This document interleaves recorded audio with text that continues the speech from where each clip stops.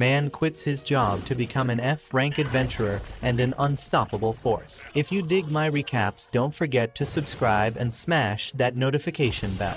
Around a gloomy castle, a man is violently thrown to the ground, and already exhausted, he breathlessly states that this is his end. Surrounding him, a group of hidden beings remarks that the man has become extremely strong, but the guy insists it's not enough. They say we should pursue our dreams while we are still young, especially for adventurers, since the tool of their trade is their own body. However, there are adults who simply cannot let go of what they desire. At the local adventurers guild, it's the day for the selection of candidates who wish to be promoted to rank E. One of them, named Rick, shows up for the test, and the receptionist Alyssa gets excited upon recognizing her old friend. They worked together in an office, but the guy left shortly after. But the most surprising thing was that he registered with the guild. Rick comments that it's indeed uncommon to start being an adventurer at 30 years old, because most people begin as apprentices at rank F when they are still teenagers. By the way, Alyssa asks what he's been doing all this time, and he says he spent these years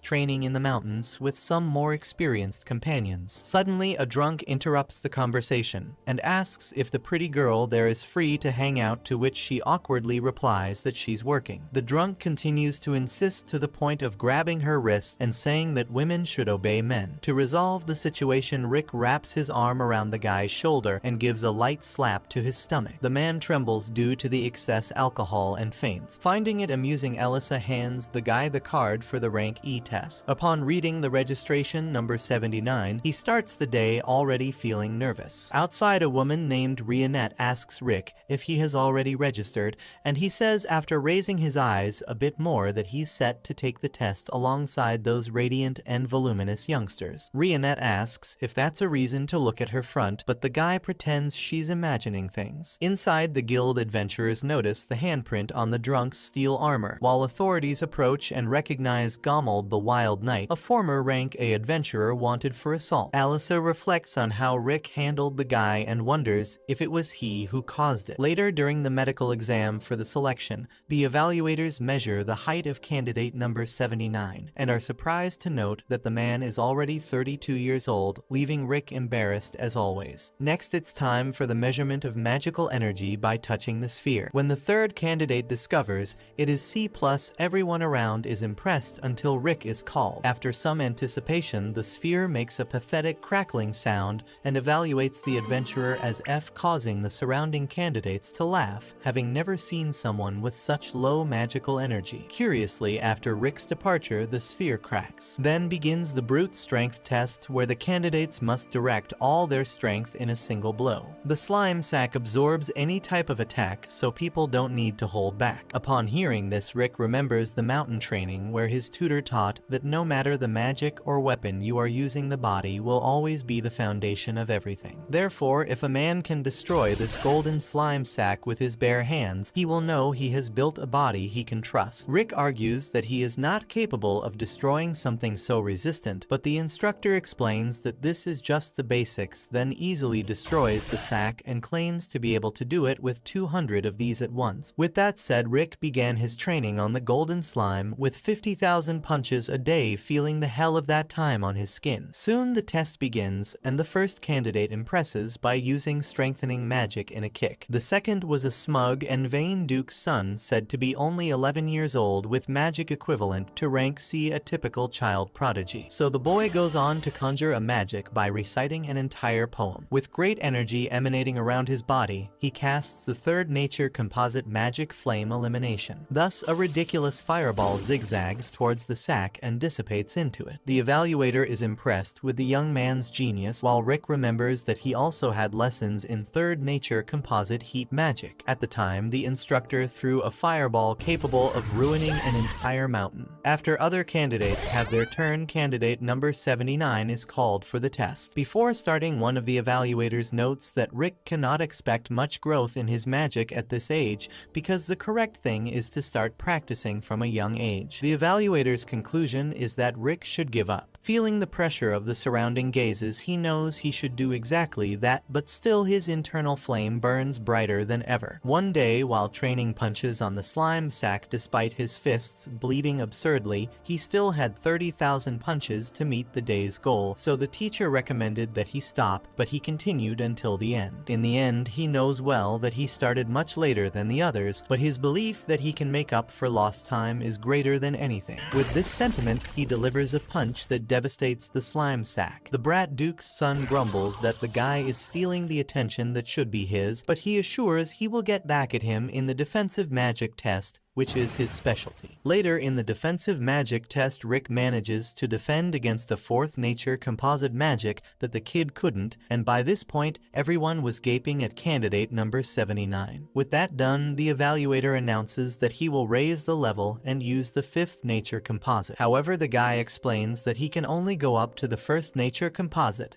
so the instructor believes he is being underestimated and intends not to hold back in this next attack. Soon he conjures a shock cyclone, a level 5 spell, leaving the other adventurers in disbelief at the outcome. Sylvester Elsernia, a first-class knight of the kingdom, hears the explosion from afar and goes to investigate, as such a large blast shouldn't be part of a test. Upon learning what happened, Lord Sylvester thinks someone is playing a joke on him because no F-rank individual should be capable of what was reported. He then reads the profile of candidate 79 Rick Gladiator, aged 32, and is astonished at the man's age. According to the records, Rick worked for 14 years as a receptionist at the Tiger Road Sinquat Guild branch. After the defensive magic test, the protagonist completed the written exam and finished the tests for the day. Later, talking with Rionette, he confesses that he doesn't know if he did well on the first day, especially since he scored an F in magical capacity. As a consolation, Rionette notes that the young man has improved a lot over the past 2 years. Suddenly, a haughty duke's son appears, calling Rick a commoner. Rick tries to remember the boy's name but fails. Furious, the kid says his name is Fried Diamuit, so Rick asks if he needs help finding his parents. Even more upset, Fried cries, saying today was supposed to be his day to shine, but the old man stole his spotlight in the test. Right behind the boy, Angelica, his older sister scolds Rick for making her little brother cry. In tears, Fried claims the 40-year-old man mistreated him, so Rick tries in vain to convince them that he's in his early 30s. Ignoring everything, Angelica challenges the man to a duel, throwing a glove at his chest. He picks it up and says that while a noble's daughter might not know doing laundry is hard work. As he picks the glove off the ground, Rionette informs him that this gesture symbolizes accepting the duel, leaving the poor guy with no way out. Without delay, Angelica Diamuit, a second-class knight of the kingdom's knights, drags the opponent to the arena to punish the supposedly 40-year-old rascal, as she puts it. Following Philheim tradition, Angelica proposes that the loser must serve the winner until death. Amidst this, Rick asks what the level of the challenger might be, and Rionette believes that a second-class knight of the kingdom is probably rank B, so she asks the young man to go easy on her. Confused, Rick reminds her that he's the rank F in this story. To reassure him, the woman asks him to remember what he trained for in the past years, but the memories make him even more anxious. As a last resort, Rionette reminds the man that he's part of the Orichalcum Fist, the group that prides itself on being the strongest on the continent. With that said, Rick Gladiator stands up again and heads towards the challenger. Full of herself, Angelica claims she'll go easy on the rookie, drawing her sword and casting a spell. Rick analyzes that she's the type of swordsman who strengthens the body and weapons, but she doesn't give him time to delve deeper into his study, using her instant step ability to pass by him with impressive speed, making him hear the blade close to his ear. She claims to have given a warning strike, but even reducing her speed, the rank F couldn't dodge. Laughing at the old man, Fried reveals that his sister is so fast she's known throughout the kingdom as Angelica the Flash. Then she warns that this time she won't miss on purpose and attacks again with instant step. Ironically, as the attacker approached, Rick noticed that she's extremely slow, easily dodging her without any effort. Jaw-dropping, Angelica thought that only a few first-class knights could react in time to this kind of attack, but believes it was pure luck, so she charges at the opponent again. Once more, Rick can't understand how this woman can be so slow with a nickname like that, considering she must be just a rich daddy's girl who became a knight because of her wealthy father. Suddenly, she trips over a stone on the way, spinning through the air until she plants her sword into the wall with force. Not having anticipated her attack, Rick thinks that ability is incredible, putting his tail between his legs again, not knowing she nearly tripped and lost her momentum. Angelica doesn't want to lose her composure either, so she pretends she spun on purpose. Next, she announces she'll use an ultimate level instant step, a move that impacts her body so much she can only use it 3 times. Rick acknowledges that she's much faster now, yet still seems like a turtle with a cramp. Despite the failure of this attack, Angelica insists on the same tactic and repeats the move, leaving only one more chance with this ability. Persistently, she maintains the strategy until she trips over another stone along the way. Afraid he won't be able to react in time to this change, of course, Rick strikes the ground, isolating the opponent and creating a crater in the soil. Unable to believe what's happening, Angelica asks who this guy is, and he responds that he quit his job a few years ago to try becoming an adventurer, but he will give his all to pursue this career. With that, to the rookie's surprise, the knight surrenders, using the excuse that she'll let this one slide because he managed to avoid her attacks. Not being a fool, Rick Gladiator asks about the agreement that the loser would become the servant, and Angelica uses the greatest speed ever recorded by her to flee the scene. After the victory, Rionette informs Rick that Bruffston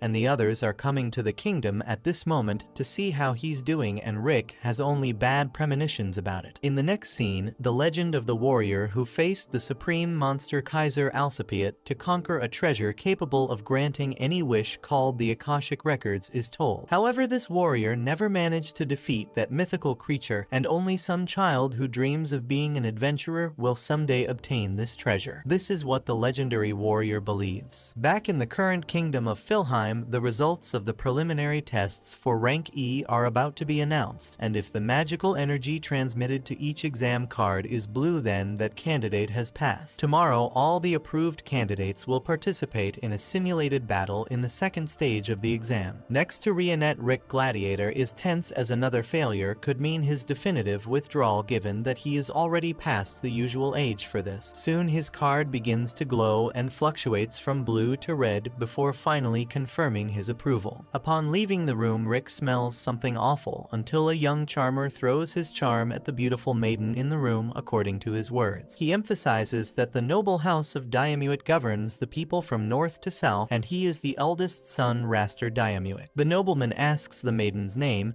and she responds that she is Rionette Urfelt. Rick also introduces himself, but the nobleman makes it clear that he doesn't care about a middle-aged, lackluster fool. Raster then turns his attention back to the elf and says he lost his heart in the depths of her eyes, so he would like to take her to the northern lands to make her his second wife. As the young man was rubbing the elf's hand, Rick decided to interfere to prevent things from going south for him, so he says that he is the lady's boyfriend and cannot allow such flirtation in front of him. Not believing him, Raster despises Rick's rank F card, to which the protagonist retorts that the nobleman is also no longer a kid to be taking the rank E exam. However, this was the perfect cue for the heir to boast that he passed this level at only 14 years old. In fact, he belongs to rank M and is the examiner of the simulated battle. Full of himself, he shows his credentials and advises Rionette to leave this loser and dine with a real adventurer. The elf laments disappointing the nobleman, but as can be seen, she is in the company of this gentleman. Additionally, she comments that the smell of Raster's cologne is so strong that it causes discomfort. Outraged, the heir of House Diamuit calls Rick a fifth-rate trash and tells him to prepare for the simulated battle, as there he will show the difference between them and knock some sense into the elf's head. After Raster leaves, Rick takes the opportunity to apologize to Rionette for saying she is his girlfriend, but she confesses that the story made her happy,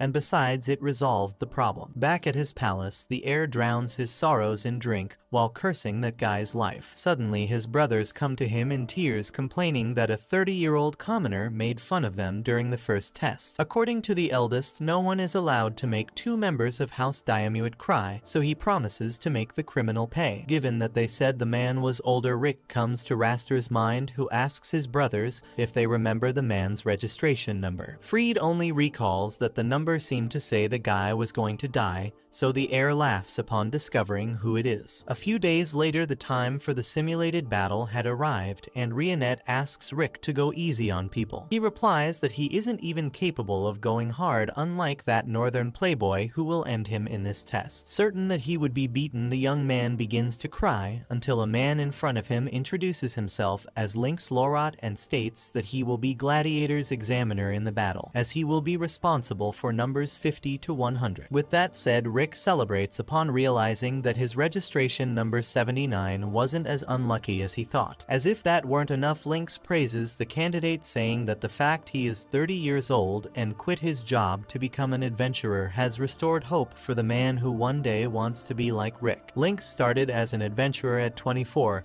and only got his career going after 30. Therefore, he sees Rick Gladiator as an example of determination. Now 40 years old, the examiner intends to fulfill his dream of reaching rank, although it took him almost 20 years to reach B. With that, Rick enthusiastically greets the man, and although Lynx emphasizes that he will not have a favorite candidate in the exam, he invites Gladiator for a drink after the test. Listening to every word from his hiding spot, Raster waits for the examiner to pass by to approach him. After this conversation, Rick seems much more relaxed for the battle, as a huge weight has been lifted off his shoulders. However, one of the organizers enters the concentration room and informs that Lynx Lorot, the examiner for candidates 50 to 100, has suddenly fallen ill. Given the situation, Raster Diamuit will take over these candidates. Rionette had already suspected there would be some problem, considering that Rick ended up crossing paths with the 3 Diamuit sons. Around him, an adventurer laments Raster being the examiner because he is known as the man of 1,000 skills, a genius who rose to ranka at just 17 years old. As if that weren't enough, he has another nickname that's even worse, the Rank F Crusher, and they say he harasses candidates every year for pure entertainment. Meanwhile, preparing for the simulated battle, Raster begins to show his claws by defeating a candidate with just one spell. According to him, this is the problem with people of humble origins, they aren't even good for a warm-up. Behind him, an elite guard receives the signal. Desperate Rick Gladiator asks what to do now, despite Rionette not understanding the reason for all the drama. The man remembers that the examiner is a rank A who hates him, not to mention all the people who always said he would fail. So Rionette responds that since other people's words can give or take away the confidence of those who hear them, she says that Rick is a strong man capable of passing the test and defeating the playboy with the spoiled perfume. Ever since Rick decided to become an adventurer, all he's done is succeed. Hearing these words, he feels more motivated to continue his journey without much regret. That is until a hooded kid approaches him and asks to read his fortune for free, saying he saw in Rick a man fighting his own demons who needs some clairvoyance. With nothing better to do, the protagonist accepts the challenge and sits in the chair. As he does, he falls into a magical trap and vanishes. The kid then removes his hood, revealing himself to be freed Diamuit. Rionette, furious, cuts the kid's crystal ball in half, blows up the wall behind him in the process, and grabs Freed by the collar to find out where the adventurer has been sent. When he refuses to cooperate, she cuts half of his eyelashes and warns that next time it will be his eyes. Freed panics and admits it's a teleportation spell that reaches 90 yards, meaning the old man isn't far. Rick ends up behind the test area, where he's greeted by an elite guard and his cronies. Realizing this, the Rank F adventurer discovers he is indeed being sabotaged by the Diamuit family. The strength of the men surrounding him is equivalent to Rank B, meaning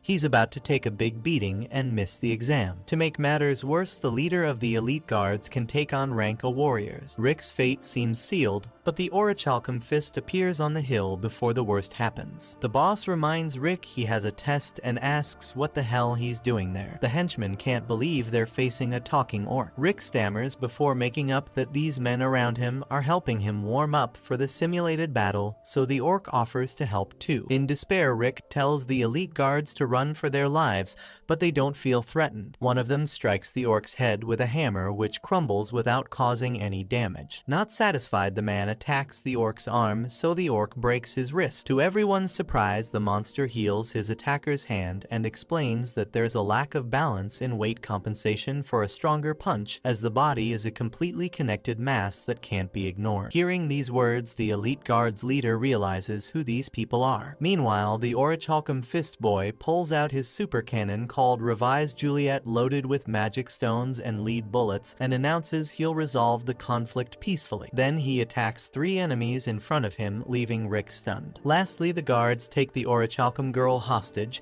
and order everyone to surrender or they'll slit her throat. Rick and the orc warn the man to let her go before something worse happens, and the girl asks her friends what the guy behind her is doing. Rick explains to Aliceret that the man is just trying to play, so she asks what kind of game it is. The guard, losing patience, punches her to keep her quiet, which awakens the child's fury, destroying everything around her with 7th nature composite magic. The guard's leader bows his head and explains that this girl is only 10 years old but is the most powerful vampire mage. After all, she's the demon child of devastation, Aliceret Drakwell. As for the other member, who looks like a boy, his appearance is deceiving. He's a half-elf, half-dwarf, over 50 years old, with techniques a millennium ahead of his time, being the greatest weaponsmith in the world. His name is Mizet Eldwarf, known as the Millennial Workshop. Lastly, the orc possesses unparalleled physical strength, and his intelligence is equally impressive. Able to use all existing support spells, this is Brufston, a Shork the Wise Beast. According to the guard leader, the 3 are rank S adventurers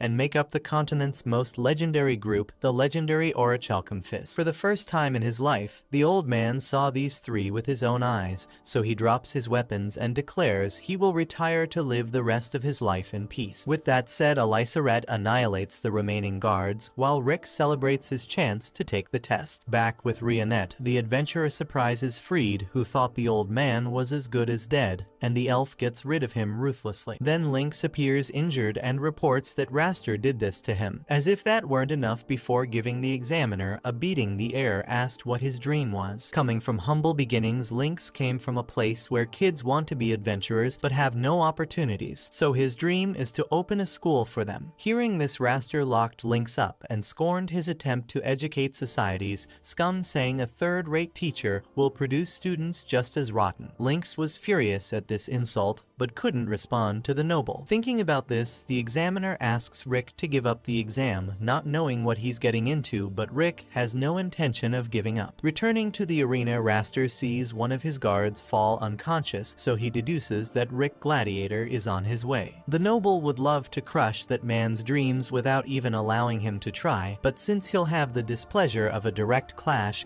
he wonders if he can make rank F suffer in another way, like making hell seem like a playground for that guy. While waiting for that moment to arrive, the noble entertains himself by setting fire to the poor souls during the preparation for the grand event. Amidst all this, Adolf observed the training, not expecting much from a rank A. By breaking the 4th wall, he directly teaches us that the 4 great fundamentals of every adventurer are physical strength, body control, mana quantity, and magical control. Together, these stats dictate the power of the person who possesses them. Arnold has the innate ability to visualize the scores of these fundamentals in other people. To prove his point, he compares the status difference between one of the event participants and Raster, who has such an overwhelming amount of mana that it even hurts the young man's eyes. Looking around with his impaired vision, he sees Rick and can't understand what an old man is doing in a test for kids. However, upon analyzing the stats of the man, Arnold's eyes burn more than ever. Upon arriving at the arena, Rionette is approached by the Adventurers Guild receptionist Alice Granger, who tries to strike up a conversation with the elf for some reason. In a corner of the bleachers, Aliceret calls her friend to watch the event near the Orichalcum Fist. Alice is dumbfounded to see an orc in the arena, while Rionette refuses Mizet's proposal to sit near him to avoid being a victim of the elf dwarf's hand. Since it didn't work out with his friend, he tries his luck with Rick Gladiator's former co-worker,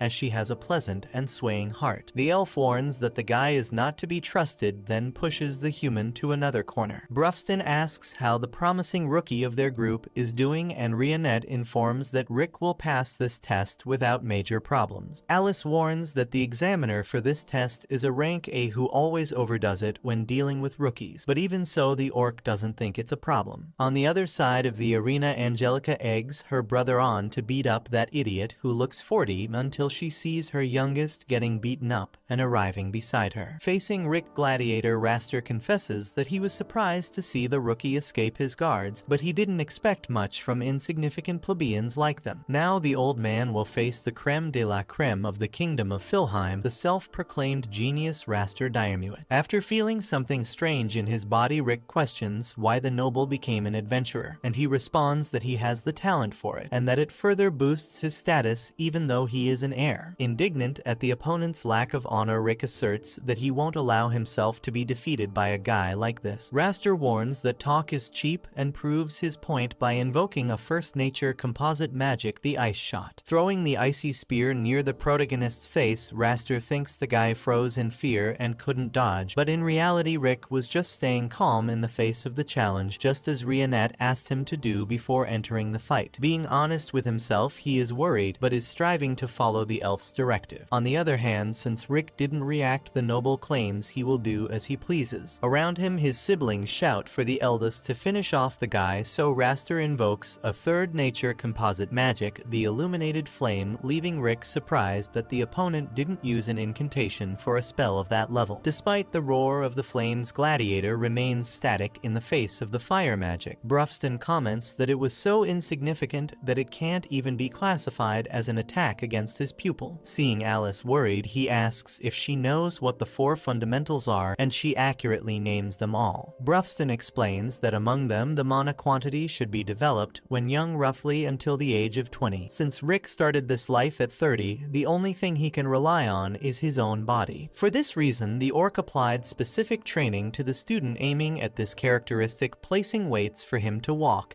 and get physically stronger to compensate for the lack of mana. Meanwhile, Raster conjures the cutting hurricane of fourth nature composite magic and throws it at the examinee. Brufston explains that he taught Rick to develop this body from scratch, while Mizet was responsible for teaching magical control. Elisarette says she just played magic games with Rick sometimes. Lastly, Rionette trained the pupil's body control. By dedicating himself so much to the activities he practiced with the Orichalcum Fist, Gladiator reached the level of an S rank, just like the other members of this organization. At that moment, Raster launches his shock burn, still using fourth nature. Rionette observes that Rick himself doesn't realize the level he has reached, because Brufston made sure to keep the student's feet on the ground like the day the boy couldn't break a rock in half. The orc said even a rank F could do it. In the midst of this, Raster continued applying his sorcery to the candidate with ferocity, despising the third-rate scum that dares to challenge nobility. With all his hatred for the rabble, the rich guy unleashes so many spells that the dust from the explosions fills the arena. Ironically, he admits he went a bit overboard. Regardless, none of this had any effect on Rick, who reappears without significant damage, further irritating the examiner. Consequently, Raster raises the level of the challenge by using physical fortification that boosts his strength and speed. Once again, Rick repels the adversary as if he were an insect, then reflects that he understood Rionette's point about self-control and perseverance. Focusing only on his innate talent, Raster neglected his own development, making him extremely careless despite the enormous amount of mana. With this realization in mind, the rookie declares he will not lose this fight. Even though the situation is not as favorable as imagined, Raster continues to believe that the candidate got away just by luck, so he begins to cast his first enchantment spell, cheering on his siblings in the stands. Using a third composite nature spell, Flame Elimination, Raster hurls a vast layer of flames at his opponent, who easily blocks the attack. This time, Raster can't hide his look of surprise. Mizet explains that Rick used his magic with a high degree of precision to block, because having low mana doesn't mean you can't compensate with excellent self-control. Despite his arrogance, Raster accuses the opponent of being cocky, claiming that all his blocks were pure coincidence. Still confident in his superiority, Raster is forced to use his iron body to take the student's blow, fearing an early demise. Indignant, Angelica comments that her brother is losing to a guy who hasn't even used any physical enhancement. At the same time, Raster finally admits that this guy is stronger than a rank E, but insists that Rick only dodged the attacks by pure luck. Tired of the noble's arrogance, Rick emphasizes the effort it takes for someone not to recognize the opponent's strength, especially since he didn't use any magic in the fight, only his body control. Still skeptical, Raster asks how this guy got so strong in just 2 years considering he's old. Hearing this question from a spoiled rich kid who always had all the opportunities life could offer, Rick feels personally offended. He had endured endured training where he was trapped inside a dragon's lair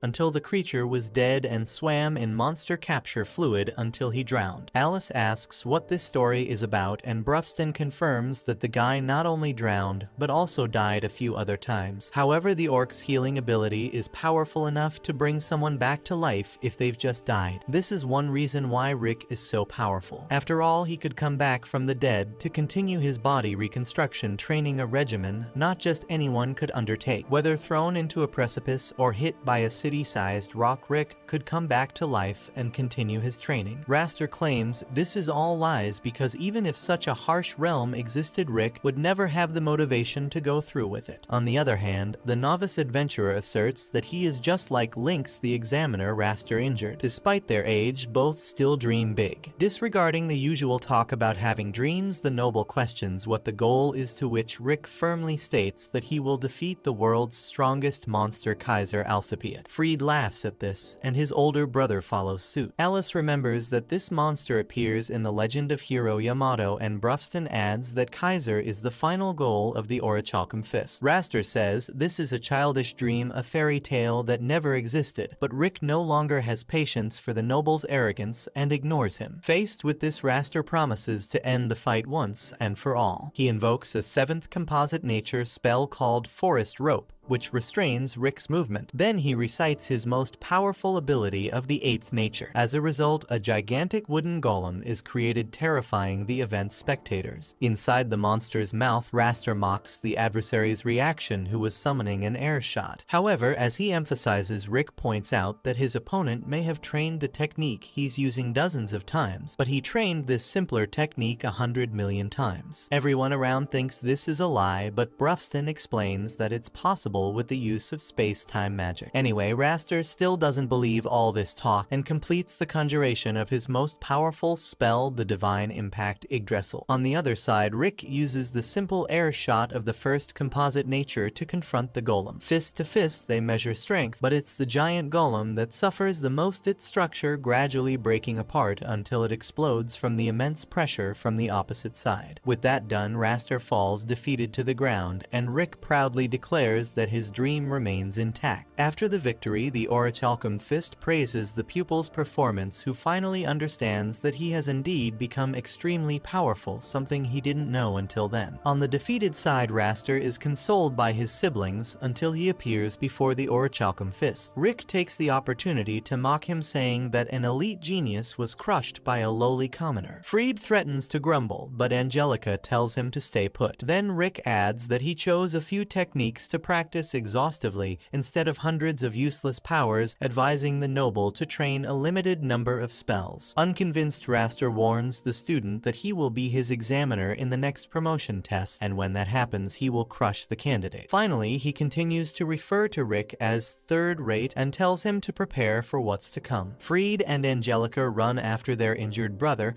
but the girl pauses for a moment to greet Rick, something he never imagined possible. Later, the exam results were about to be announced, and the responsible person calls out the numbers of the promoted candidates one by one. Calmly, Rick waits for the numbers to be selected alongside Rionette and other examinees who, unlike the protagonist, were anxious. Meanwhile, Alice eats a meal with the other members of the Orichalcum Fist and asks if it's okay for them to be there before the announcement of those who passed, and they all reply that there's no need to worry. Rionette comments that Rick is calmer than she imagined, and he explains that he was just reminiscing about some things.